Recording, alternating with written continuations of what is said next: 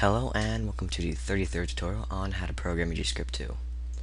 So in this tutorial I want to show a couple of different things. First, let's open our weapons and create a new weapon. Let's call it, just call it stuff. Okay, because we're going to have a lot of stuff in it. Then let's add it to ourselves. Function client side. Then we're going to put find weapon, find player, then my name, or my account, girl755284, then dot add weapon, and the name of this weapon, this dot name, and I should have that weapon. So I'll apply that, press Q, and jump there. 75284. Apply that. Stuff. There it is. Maybe it was there before I didn't notice it. Oh well. So next what we want to do is we can delete all this. Let's put client side. So client side. And let's create an array.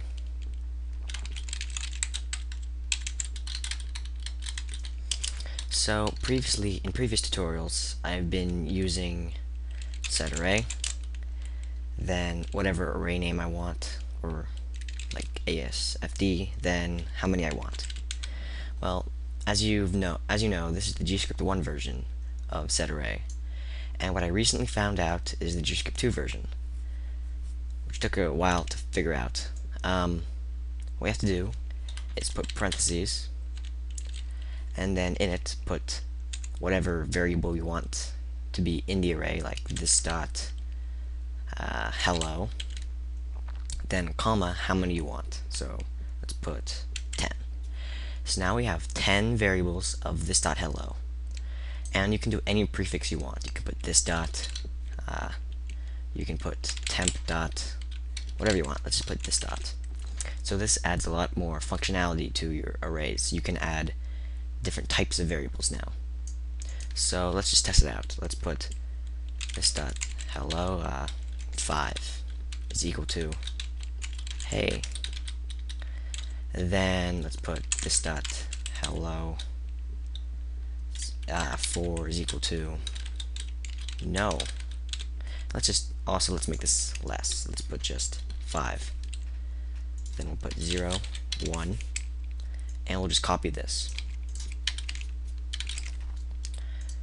So now we have 6. We want 5, so there. Then let's increase these differently into different numbers. 3, 4. Remember, it has to go up to 4 only. It can't go to 5, because 0 counts as one of the numbers. Okay, so now we have that. We can do a for loop or something for what variable we want. And temp.n is equal to 0. And as long as temp.n is less than 5, the amount of variables in this array, then it's going to keep looping. Then temp.n plus plus. And over here, let's put player.chat is equal to this dot hello and n to show which variable in the array we want to specify, which is all 5, because we're putting n and it's looping through the n. And that's it. Let's put a sleep here of 1 second and run that. Let's say no, hey, no, hey, and then it just stops because the for loop is over and is 5 now and it's broken. So that's how you use arrays in Gscript2. Now another thing I want to show you. Let's create an image. Show image 300. And we're going to put block.png. You can do whatever image you want. Then let's put player.x, player.y. So as soon as I update the weapon, the image is going to appear on the coordinates of my player. So let's hit that, see if it works. Yep, it works. There's an image here now.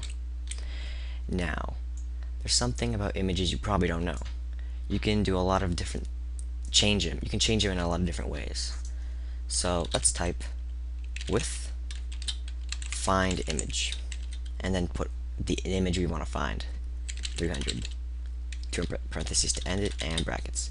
Now what this is going to do is find this image, and whatever we're going to put in here is going to be applied to this image. Now you must have this after the image has already been called. You can't have it before. So let's put something like zoom equals 2. You can do this with any image. Remember that. If we hit apply, the image is twice as big now. We can also put 0.5 or 0.3 or 0.2, and it'll be really small. You can barely see it right there. Let's just make it 2 to make it bigger.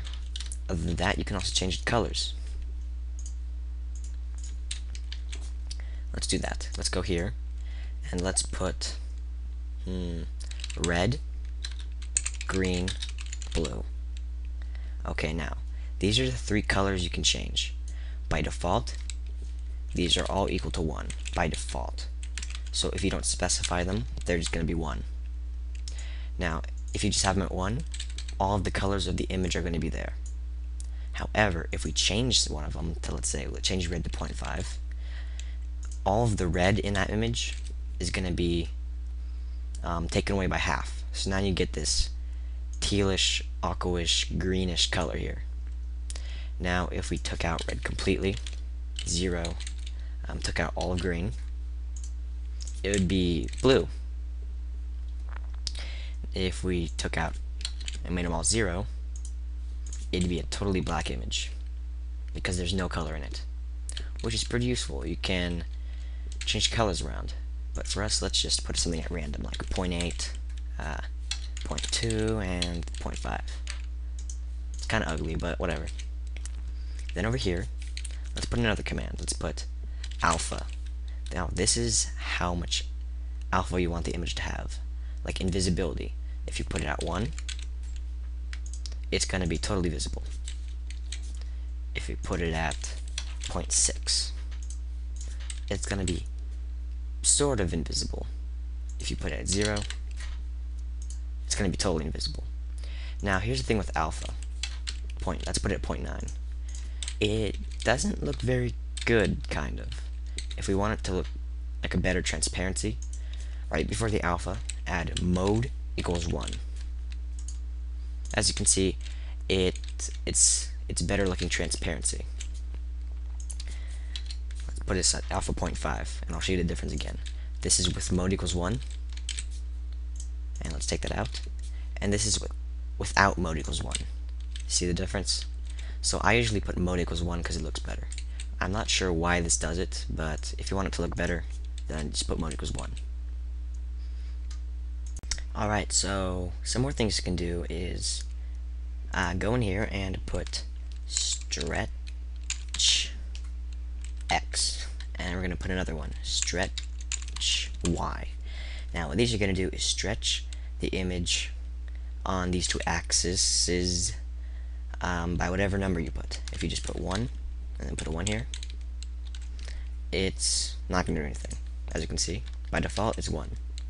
Now if we go here and put X as point, I don't know, 0.5, and put Y as, I don't know, 10, watch what happens. Whoa, that's pretty stretched.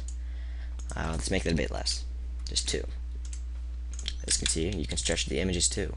Now you can combine all of these things, zoom, stretch, colors, alpha, you can combine them all.